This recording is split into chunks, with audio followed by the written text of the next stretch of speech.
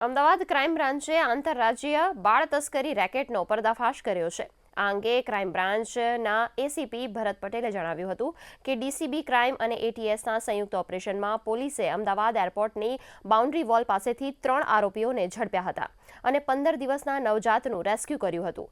ધરપકડ કરાયેલા આરોપીઓ તેમજ વેચનાર અને ખરીદનાર વિરુદ્ધ ભારતીય ન્યાય સંહિતા અને જુવેનાઇલ જસ્ટિસ એક્ટની કલમો હેઠળ ગુનો નોંધવામાં આવ્યો છે. ઈડરથી બનાસકાંઠાની જે બોર્ડર છે આપણે સાબરકાંઠાની, ત્યાં એ રોડ ઉપરથી એ લોકોએ આ બાળકને યુનુસ પાસેથી મેળવેલું અને આ બાળક એ લોકો હૈદરાબાદ જઈને આપવાના હતા.